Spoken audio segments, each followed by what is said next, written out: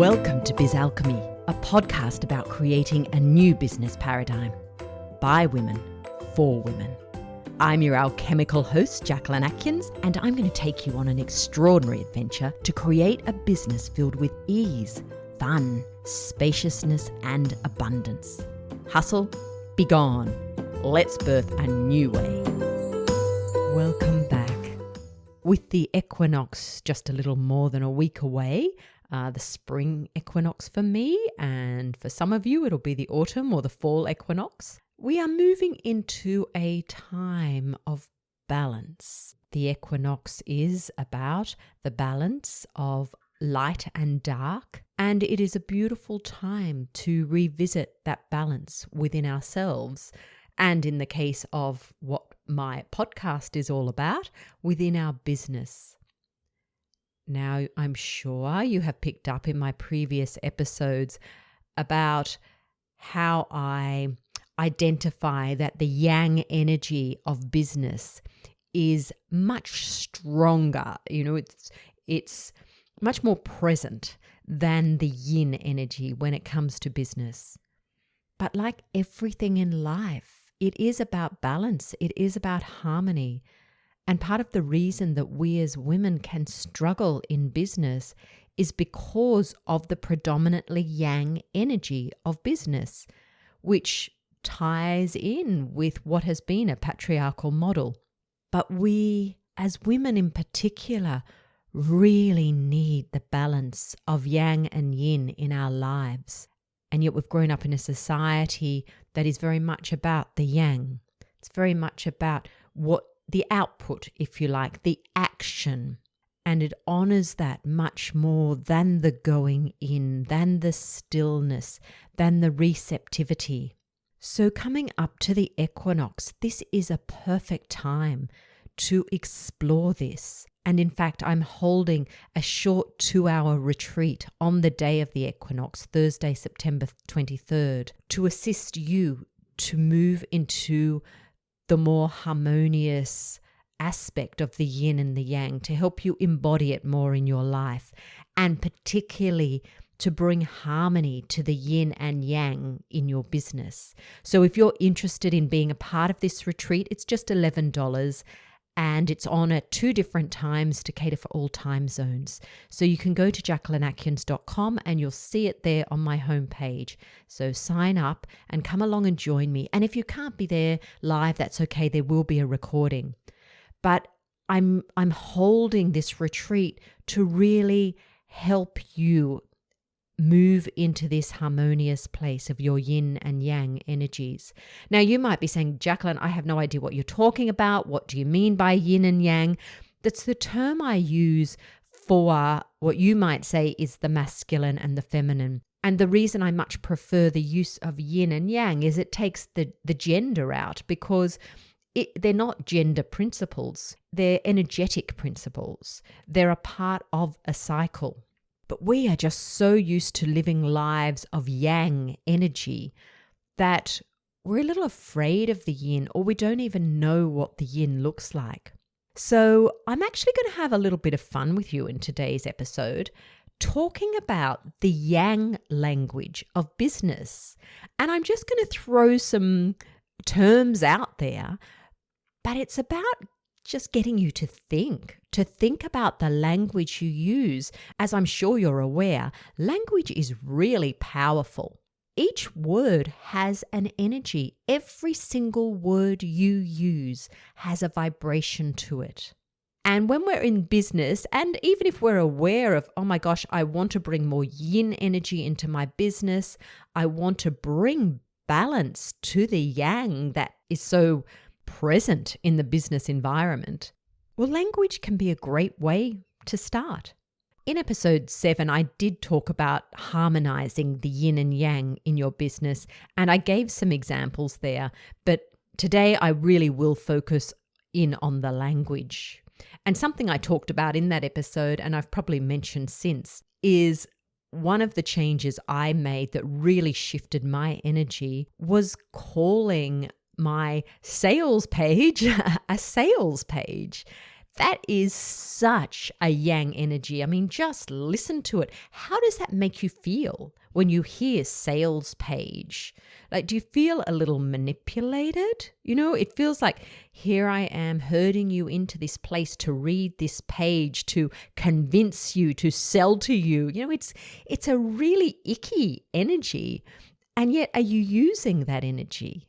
I have switched that around because sales, it is a very outward pushing energy.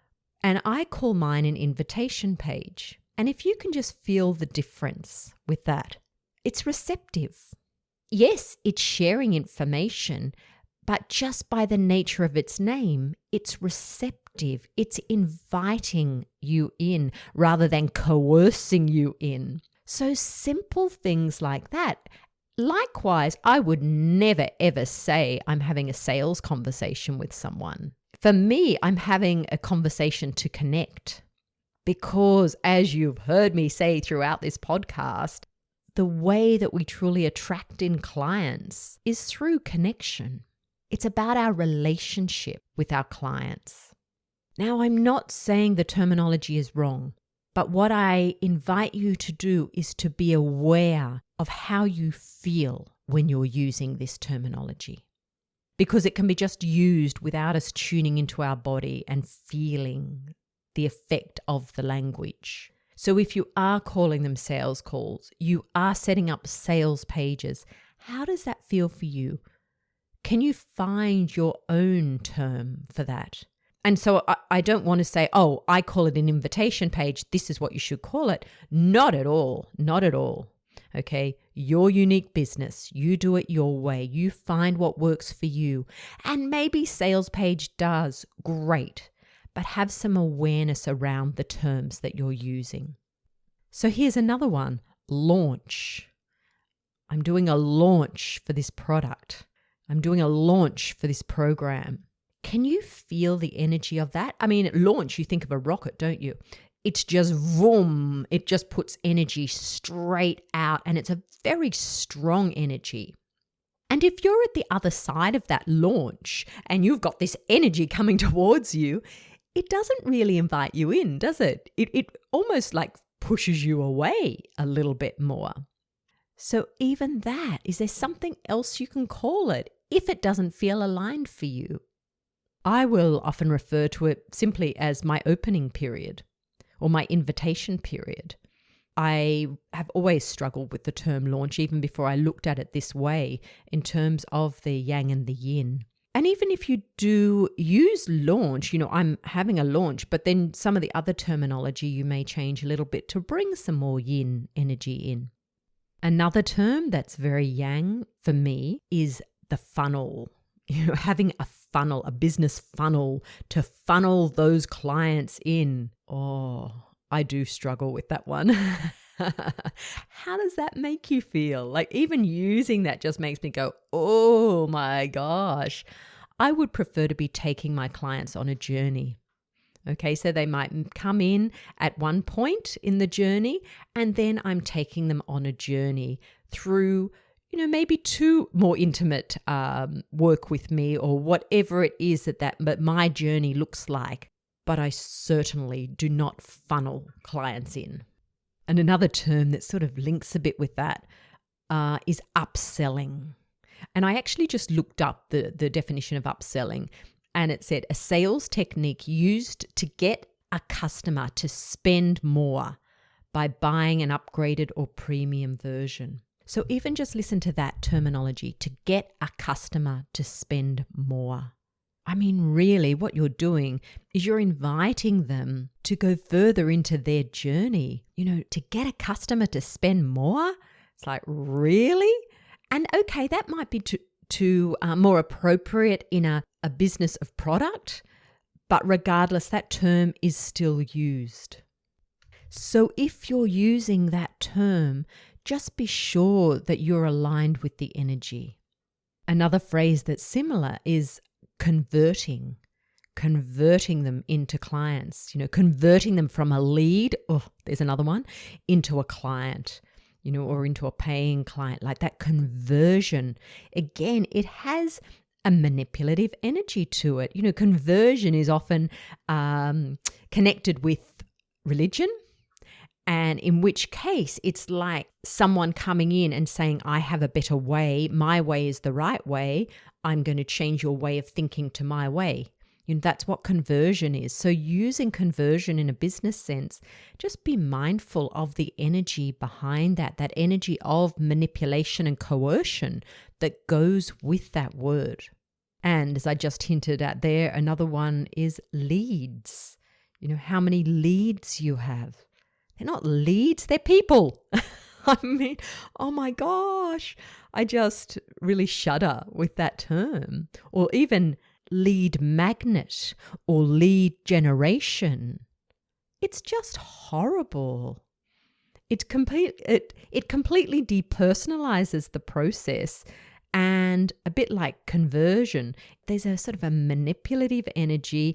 It sounds like it's all about numbers, and that another podcast in itself about quality over quantity. But again, you might like using those terms, and that is fine. Just be aware they've got a very yang energy. It is an energy that pushes out rather than an energy that invites in, which is the yin aspect of business. Another term that you'll hear used is hook. I thought, I'll look up the definition of that in marketing. Makes an audience receptive to your message, gets your foot in the door. Makes an audience receptive to your message. Again, there's an energy of coercion there, of manipulation, of the way NLP can be used in its negative state. You can feel that, can't you? Like hooking someone in.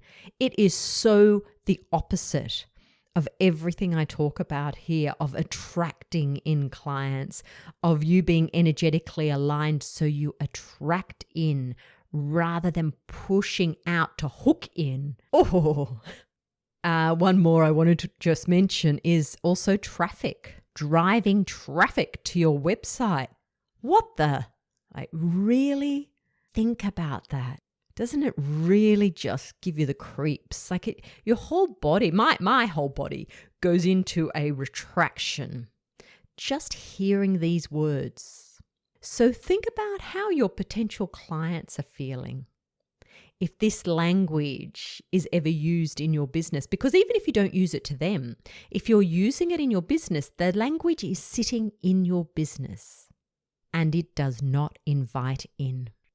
So these are simple tweaks that you can make just to help bring a yin energy into your business. Because, as I said, yin is about receptivity. It's about stillness. It's a going in. Now, just because you go in does not mean that energy isn't attracted into you. In fact, often it's more powerfully attracted when you go into the yin space, or your business goes into a yin space, rather than being in a yang space where it's pushing out. Because it's much harder to receive when you're in continuous pushing out, continuous giving. Now, one last term, because it comes up in conversations with my ladies in Biz Alchemy playground, with my clients. It comes up all the time. And that's the word business. Now, obviously, business is a yang word. I mean, busy, the fact it has busy in it, and busy is a very mental energy, a mental state. It's a very active yang energy. And how many times we've had this discussion in the playground about what else to call it. And there's been some beautiful names suggested. And some of the ladies use those names. And then recently we've been talking more about the fact that really it's not so much a business as maybe being your path of service, or however else you want to look at it, however else you want to refer to it. I have not yet found a term other than business that works for me. I would love, if you've got a term, please let me know. I would love to know. But I think, again, this is a very personal thing. You call it whatever you like. I use the term business because it's widely understood by my audience. Whereas if I would start to use another term, I would be constantly clarifying. So at the moment, it helps unite everyone in some ways in understanding what I'm talking about.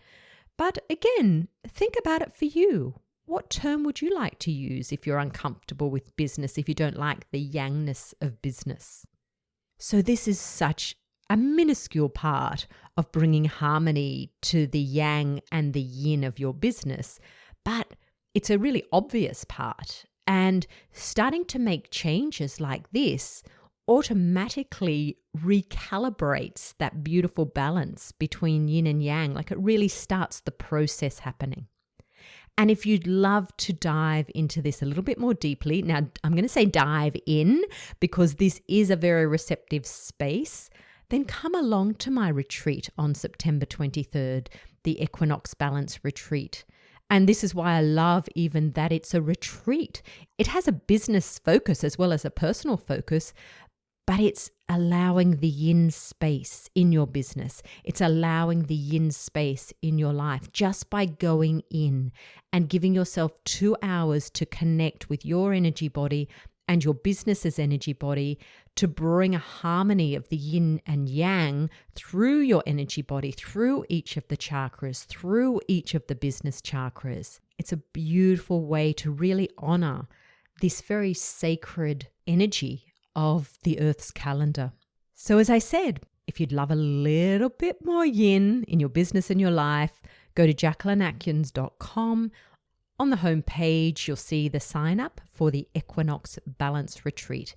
It's $11 and it's on Thursday, September 23rd at 9 a.m. Australian Eastern Standard Time and 5 p.m. Australian Eastern Standard Time. So you will see the conversions to other time zones on the invitation page. So I hope this has got you thinking about the language of business and what you can do to bring more yin to balance the language of your business. Until next time, have an alchemical week in your biz. Thanks for listening to Biz Alchemy. I'm Jacquelyn Atkins. If you'd love to know more about the energy of business, subscribe to my newsletter at jacquelynatkins.com/newsletter. And join me on Insight Timer, where I have a large meditation library and do regular live classes. Until next time, enjoy creating alchemy in your biz.